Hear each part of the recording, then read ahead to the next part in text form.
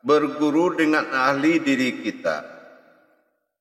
Amirul mukminnya kita, guru mursyidnya Islam, insya Allah akan bagaimana kita dapat mendapatkan suatu kenyataan Allah pada diri kita. Selama ini kita pernah mencoba mencari guru kemana-mana. Kita cari guru di mana orang pernah berkata ada di sana, di sini kita datangi.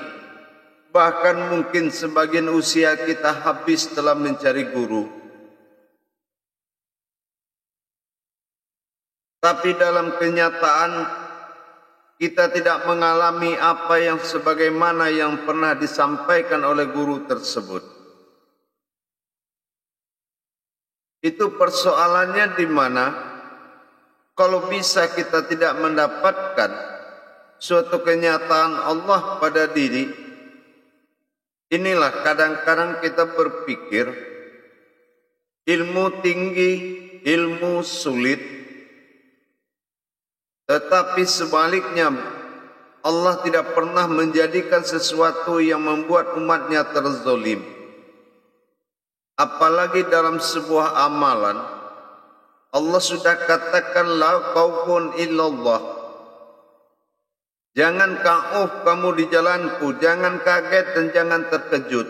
Itulah khauf, la khaufun illallah. Bagaimana bisa Allah jadikan suatu ilmu yang sangat tinggi dan sulit? Kemudahan yang paling tinggi itu adalah nikmatnya Allah, yaitu ilmu. Tetapi kesalahan ini sebetulnya sering terjadi daripada pelanggaran adab-adab berilmu oleh murid yang mencari ilmu. Apa pelanggarannya? Kita contohkan dalam ilmu tertinggi, yaitu namanya tauhid. Kalau kita belajar ilmu tauhid, Allah tidak butuh kepintaran kita. Allah tidak butuh kepada kecerdasan kita, tapi Allah butuh satu syarat dari kita. Apa yang diminta oleh Allah, yaitu sami'na wa ta'na, patuh dan taat. Kenapa? Dikatakan ilmu tauhid adalah ilmu tangganya ilahiyah. Perjalanan menuju Allah dengan mendirikan ilmu tauhid, bertauhid diri kepada Allah, itu adalah rukun syarat yang pertama sebelum kita mendapatkan hakikat daripada agama itu. Bagaimana bisa agama kita jalankan kalau dalam rukun diri saja, kodrat daripada diri yang bersifat umat, kodrat daripada Allah yang bersifat Tuhan, persoalan ini belum jelas dan belum klop di dalam kehidupan kita. Sifat diri, keangkuhan, kesombongan yang membuat kita dalam belajar ilmu tauhid merasa bisa adalah salah satu jalan yang sangat berbahaya. Ilmu tauhid adalah ilmu pengenalan jati dirinya Allah dengan jati dirinya manusia, sehingga terhimpun menjadi jati dirinya Allah dan manusia. Di sini hanya dibutuhkan dalam belajar ilmu tauhid kepatuhan dan ketaatan yang sangat menentukan. Adab yang lebih memberikan dukungan yang sangat tinggi sebagai tolak ukur daripada seorang murid dengan gurunya. Kita sama-sama memahami bahwasannya la derajatan bi'abdihi wa fi derajatin al-ilmi. Sesungguhnya derajat daripada sebuah adab itu lebih tinggi daripada sebuah ilmu. Nah, ini sering dientengkan atau digampangkan oleh banyak orang. Dengan dia mengenal gurunya, dengan dia mendapatkan nilai-nilai yang dia ingin dalam belajar, tetapi campur aduknya keyakinan antara perbuatan sebelum belajar ilmu tauhid dengan setelah belajar ilmu tauhid, ini sangat riskan. Sering terjadi persoalan di ilmu tauhid itu mengeluhnya para orang yang belajar. Kenapa dia bisa mengeluh? Karena biasanya dalam dia menjalankan iman-iman yakin dalam kebatinan, selalu ada perjuangan ma'rifat yang membuat dia fokus, yang membuat dia bisa menjadikan apa yang dia inginkan di dalam berma'rifat. Tetapi di jalan Allah, di jalan ilmu tauhid, kodrat-kodrat itu semua telah dijamin oleh Allah, sehingga murid yang belajar membawa kehampaan diri, fakirnya diri, yang dia tidak mungkin mampu berbuat apa-apa. Kalau dia ingin marifat, wujud marifat sudah disiapkan oleh Allah. Bagaimana kodrat marifat itu yang sebenarnya? Kalau dia ingin melihat dalam mata batinnya Allah itu sudah ada. Semua sudah disiapkan di jalan tauhid. Begitu juga rasa dan hakikat. Rasa pun sudah ada makomnya.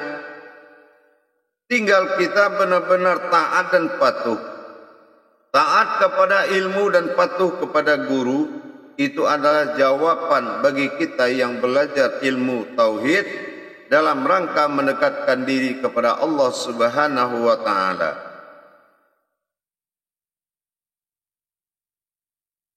Kadang-kadang begini, dalam belajar memang dia berjanji akan sami'na wa ta'na, tapi setelah dia mendapatkan perintah mengamalkan jalan-jalan Allah, sering ini kita dapati dia mengamalkan seseorang itu dengan kebiasaan dia belajar dalam makom kebatinan. Apa contohnya? Dia merasa mengamalkan, tetapi tidak ada persoalan menyatunya kodrat yang mengamalkan dengan yang diamalkan. Bukankah manusia itu sebuah amalan besar? Juz amma. Kenapa kita merasakan mengamalkan sesuatu amalan, kita merasakan kita yang mengamalkan, bukan mengamalkan diri.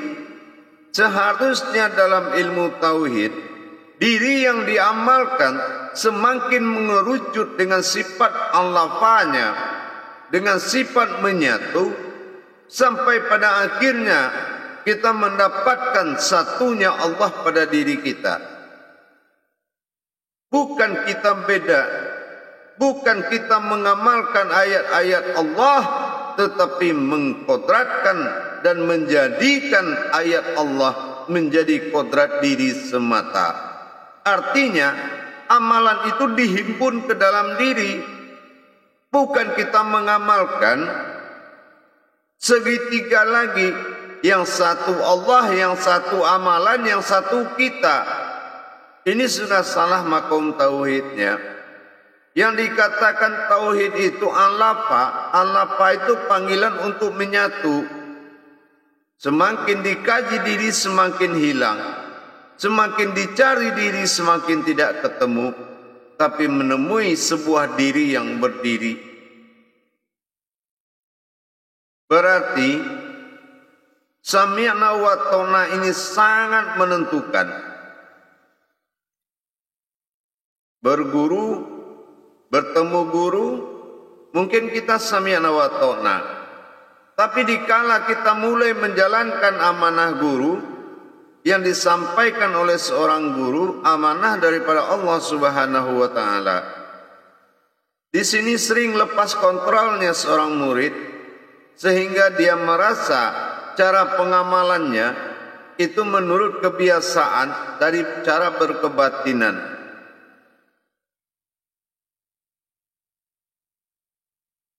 Kadang ada bahasa begini, kalau memang sudah dia segalanya, ya sudah, apalagi yang mau diamalkan.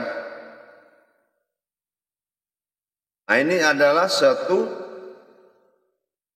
sifat yang bertentangan dengan ilmu tauhid. Di dalam ilmu tauhid kita diajarkan menjaga pandangan diri di mata Allah dan menjaga Allah dalam pandangan diri. Siapapun kita dalam ketemu dalam sifat mengkaji, apapun kodrat dan derajatnya, rumus sudah berkata, iyyaka na'budu wa iyyaka nasta'in. Allah tetap Tuhan menjadi sembahan dan diri tetap menjadi umat yang menyembah. Kata dari menyembah di sini itu ada dua makna. Yang pertama beradab daripada kodrat. Jasa takhluk kepada nur, nur takhluk kepada zat, zat takhluk kepada batin, batin takhluk kepada wujud. Dari ketundukan kita kepada Allah yang bersemayam di dalam kolbi, itu adalah salah satu cara untuk dapat kodrat penyembahan. Dengan merasa takut puatnya Allah dalam hati, dengan merasa khawatir Allah menyaksikan kita dalam keadaan apapun, dan Allah melihat kita di mana dan setiap saat dalam pandangannya. Dikhawatirkan seseorang merasa tersiksa dari kebebasan. Inilah malapetakannya seorang umat.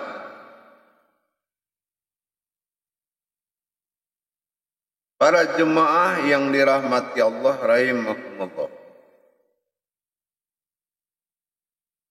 Sami'na wa ta'na adalah suatu pamungkas, suatu kodrat jalan cara menuntut ilmu yang tidak pernah kita lakukan dengan kebiasaan kita. Makanya orang yang belajar di jalan-jalan tauhid, dia merasa lemas. Kenapa? Biasanya mengamalkan pakai kembang, pakai kemenyan, pakai keris. Tapi di jalan Allah, di ilmu tauhid, kita hanya sami'na wa ta'na. Patuh kepada guru, itu yang pertama. Dan taat kepada ilmu, itu yang kedua. Patuh dan taat sami'na wa ta'na, ini suatu ikatan yang sangat kuat dalam batin. Kebenaran dan ketulusan seseorang dengan nyata dilihat dari sami'na wa ta'nanya. Kadang-kadang dia belajar dengan guru A, membawa pengalaman di guru B. Dicampur adukan merasa ingin hebat. Oh, amalan dua mursyid saya amalkan, itu hebat banget. Tapi itu bukan hebat hasilnya, kebodohan yang sangat tinggi dan pencercaan daripada makhluknya Allah. Kenapa? Yang kita ucapkan ini ada kodratnya. Begitu juga dengan kita beribadah. Kalau kodrat kita memang harus sami'na wa ta'na, harus patuh dan taat, maka kita telah menjalankan rukun hakikat yang sebenarnya.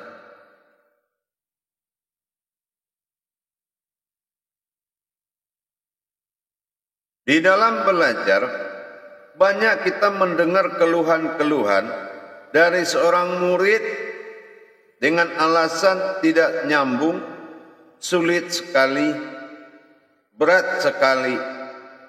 Nah ini, kalau sudah akal yang bercerita dengan nafsu, memang bahasanya seperti itu. Tapi kalau bahasa orang yang hatinya terpaut kepada Allah, dia tidak bisa mengungkapkan dengan zahirnya.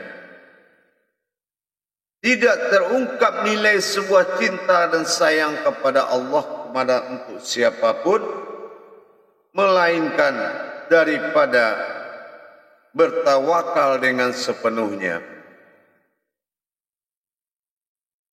Para jemaah hadirin yang dirahmati Allah rahimakumullah. Sami'na wa ta'na adalah solusi yang paling jitu. Dengan kita patuh dan taat itu adalah sebuah kekuatan yang sangat luar biasa. Tapi kalau kita hidup dalam bergejolak dalam menuntut ilmu, inilah malapetaka, bukan kenikmatan besar, tapi malapetaka yang sangat besar. Untuk itu para jemaah, para hadirin yang dirahmati Allah, bagaimana supaya kita bisa fakir di mata Allah? Tentunya dengan kita sering-sering menerima kajian dari seorang guru. Jangan hanya kita datang di waktu jadwal belajar menuntut ilmu, tapi di kebiasaan hari kita jauh dari pelajaran, berarti jauh sudah dari ilmu. Para jemaah yang dirahmati Allah rahimakumullah, saya yakin jemaah itu akan bisa, para hadirin akan mampu. Tetapi yang paling utama bukan masalah mampu atau tidak, kebenaran dirimu bertuhan kepada Allah sehingga layak dan pantas engkau membaca dan mengimani Al-Quran.